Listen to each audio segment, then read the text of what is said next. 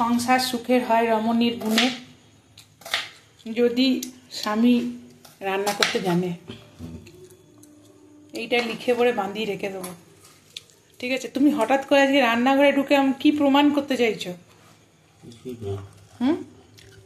ভেন্ডি কাটলে সময়টা করছে না, তাই ভেন্ডি কাটছি। তাই জন্য তুমি রান্নাঘরে ঢুকছো? মুভি দেখবে বললে। মুভি দেখবো না, এই যে এইরকম সেবা তো আমি অভ্যস্ত নই সেবা নিতে, তা আমার একটু ঠিক লাগছে না। এর পিছনে কোনো ষড়যন্ত্র নেই তো? এর পিছনে এর পিছনে কোনো ষড়যন্ত্র নেই তো? আমি তো অভ্যস্ত নই, আমার তো পুরো মনে হচ্ছে এর পিছনে কোনো গভীর নিম্নচাপের মতো কোনো গভীর ষড়যন্ত্র আছে। পেঁয়াজ, আচ্ছা আলু পড়বে না এটা? ও, তো শুধু ভেন্ডি আর পেঁয়াজ ভাজা আর রুটি? তো মিষ্টি আনলে না কেন একটু? ও লাড্ডুগুলো আবার তৃষা কি বলছে শোনো, মা লাড্ডুগুলো সব খেয়ে শেষ করে দিও না, আমি গিয়ে যেন পাই। আমি বলছি তুই আয়, আচ্ছা তোর জন্য আমি 1 কেজি করে রেখে দেবো। কি একদম জিনিস। ও আচ্ছা, এই লঙ্কা ভেজানো হলো। আচ্ছা, এই রান্নাটা আপনারা স্বামীরা যদি কেউ করতে মানে শিখতে চান, তাহলে অবশ্যই ভিডিওটা স্কিপ না করে দেখুন। কি বাদাম তেলে চাপাবে তো?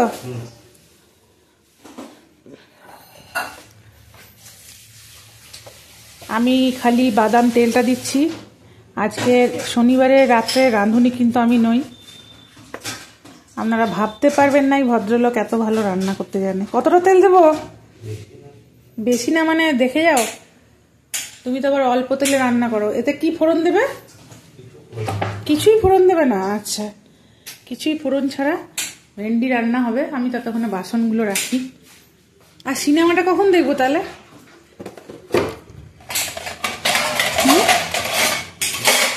সিনেমাটা কখন দেখবো?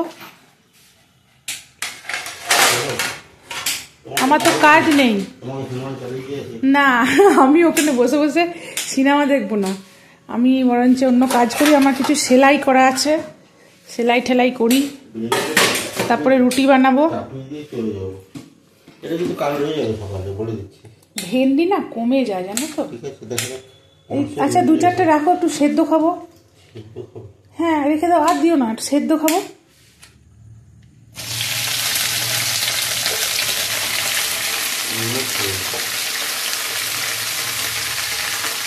ভদ্রলোক খুন্তি ইউজ করেন না। তুমি হাতা দিয়ে কি করে নাড়াচাড়া করাবো? এই হাতা ইউজ করে। এই পায়েস করে যখন চাল ভাজে, সিমাই ভাজে, তখনও হাতা ইউজ করে। আচ্ছা, ওটা নুন হলুদ দেবে না এখন, পরে দেবে? কিভাবে কি করছো একটু শেয়ার করো। এটা লবণ দেবে না? দাঁড়াও, ঢাকা দিও না, দেখাই। এরপরে জিরে গুঁড়ো দেবো। আচ্ছা, জিরে গুঁড়ো? হ্যাঁ, জিরে গুঁড়ো দেবো। আচ্ছা, তারপরে হলুদ দেবো। হ্যাঁ, লাস্টে নামানোর আগে নুন দিয়ে। আচ্ছা, তারপরে ভেজে নেব। বাবা, এটা তো আমার পছন্দ। জম্মে আমি এরকম ভেন্ডি ভাজিনি ভাই। হ্যাঁ, হলুদ পড়বে না, নুনও পড়বে না, প্রথমে জিরে গুঁড়ি পড়বে।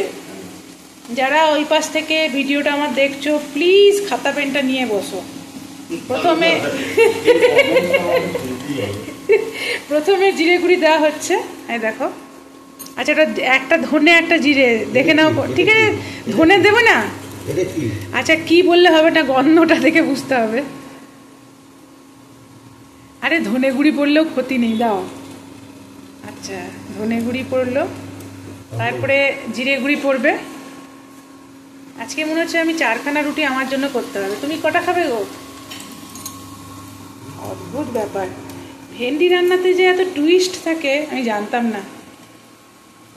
দরকার নেই, আলফাল ভিডিও করো না। আলফাল না, সত্যি ভালো হচ্ছে।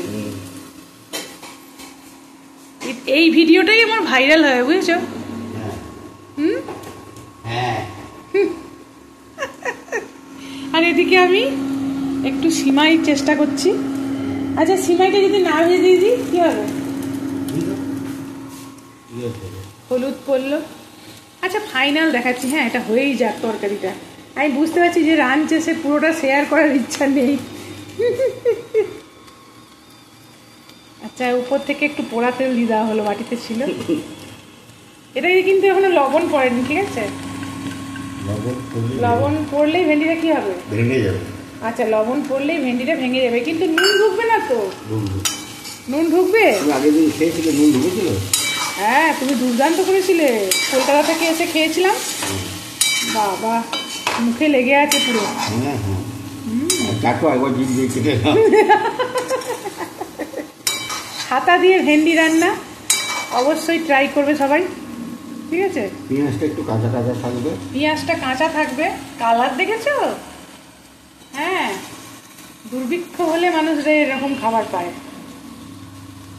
না। গো, ভালো হচ্ছে। আচ্ছা, আর একটু তেল দাও। তেল তো খুব কম লাগছে, ভীষণ কম তেল লাগছে কিন্তু। দুধ ফুটিয়ে দুধের মধ্যে চিনি দিয়ে দিয়েছি। এটা হচ্ছে যেমন তেমন পায়েস, ঠিক আছে? চিনি দিয়ে দিয়েছি। চিনিটা ফুটে ফুটে দুধ চিনি একসঙ্গে ফুটলে ক্ষীরের মতো হবে। এর মধ্যে এলাচ পড়লো আর কিশমিশ পড়লো, ঠিক আছে? এবারে কড়াইটা দিয়ে দেবো।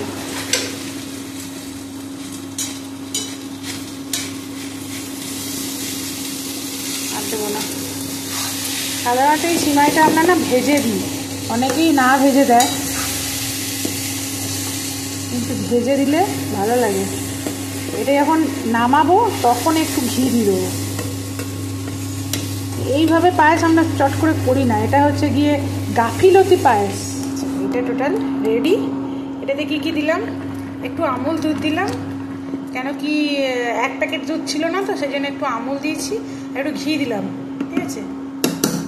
এটা হচ্ছে কি আমার মানে আজে বাজে হবে পায়েস রান্না, কিন্তু এইভাবে করে দেখো, খেতে খুব ভালো হয়, মানে নিয়মের বাইরে। এবার এটা বন্ধ করে দেবো। থাক থাক নিজ মনে দূরেতে, আমি শুধু বাঁশরীর সুরেতে। থাক থাক নিজ মনে দূরেতে, আমি শুধু বাঁশরীর সুরেতে।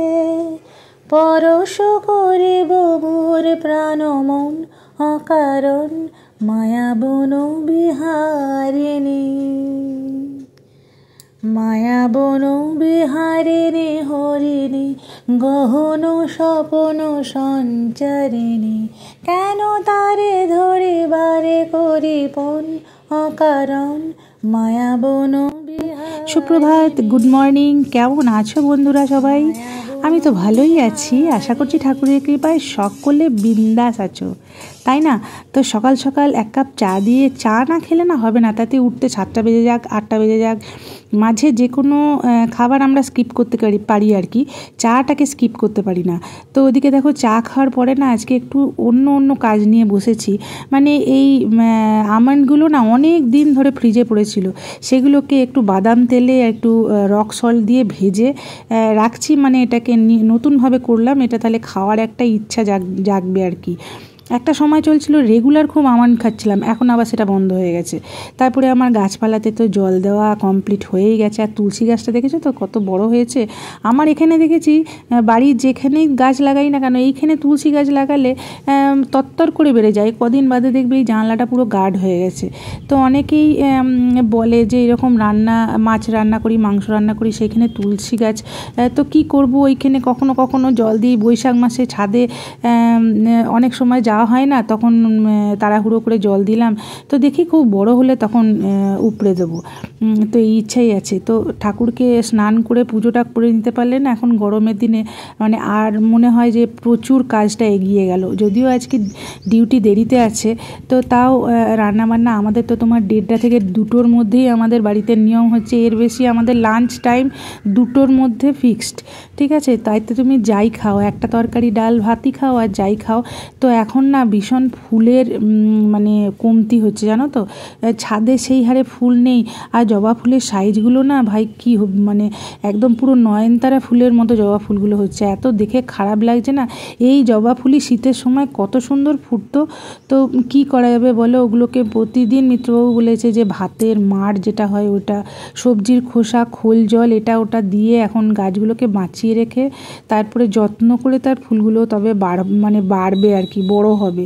তো ফুল নিয়ে সংকট এখন, কোনো রকমে অল্প অল্প ফুল দিয়ে ঠাকুরকে পুজো দিতে হচ্ছে। নয়নতারা ফুলই এখন হচ্ছে গিয়ে ভরসা। তাও দেখো দুদিন বৃষ্টি হয়েছে না, বৃষ্টি হয়েছে বলে ছাদের প্রকৃতিটা দেখছো তো, মানে তাকিয়েও যেন মনে হচ্ছে চোখের একটা শান্তি, মানে সবুজের দিকে তাকালেই যেন ভালো লাগছে। কালকেও আসানসোলে মারাত্মক বৃষ্টি। আমি যখন জিম গেলাম আমাকে মিত্রবাবু গাড়ি করে ছেড়ে দিয়ে এলো ছাদে, আমাদের দিদি মানে গিয়ে দেখি ছাদে দিদিরা ব্যায়াম শুরু করে দিয়েছে। ব্যায়াম অর্ধেক করতে না করতেই তোমার প্রচণ্ড জোরে বৃষ্টি নেমে গেল।